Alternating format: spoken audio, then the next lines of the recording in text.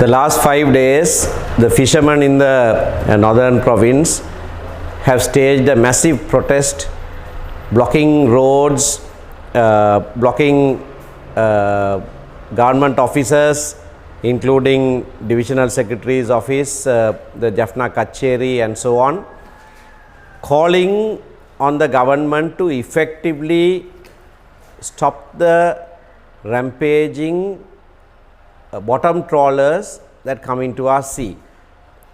Now, this has been a perennial problem for over a decade. These trawlers actually scrape off the bottom of the sea with these draw nets and damages the entire ecosystem in the sea. All the resources that help to sustain the provision of fish are destroyed. This environmental hazard has been highlighted for several years, and the practice of bottom trawling was to be banned. We held discussions with the Indian government as well, because most of these trawlers come from India, and in 2017, after ministerial delegation held talks in New Delhi, it was agreed by the Indian government as well that the practice of bottom trawling must end soon. Thereafter, there was an amendment made to the Fisheries and Aquatic Resources Act banning the practice of bottom trawling in the Sri Lankan waters. That law was brought after several attempts by bringing private members' bills, but eventually it was brought as a government bill and passed.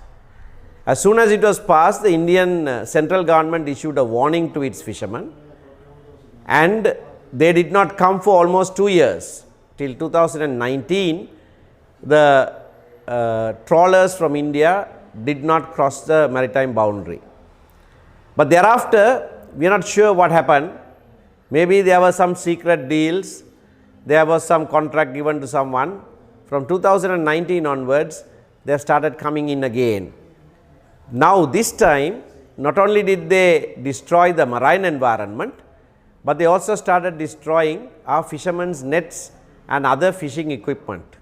There were heavy losses that were sustained by our fishermen.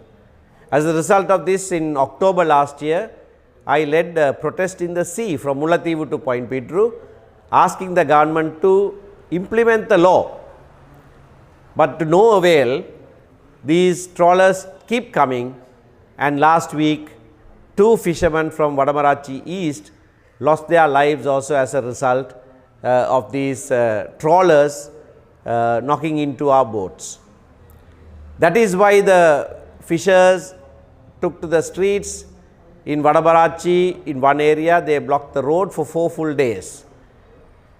Thereafter, they have requested me to somehow pressurize the government to enforce the law. The law was brought, the law is active, but the fisheries minister and his employees are not implementing that law. Therefore, as a result of these requests that have been made by the fisheries cooperative societies, we will be petitioning the Supreme Court against the Minister of Fisheries, the Navy and other officials to implement the law, to steadfastly implement the law and not let the trawlers come into our sea area and damage our fishermen, our resources and our fishermen's lives.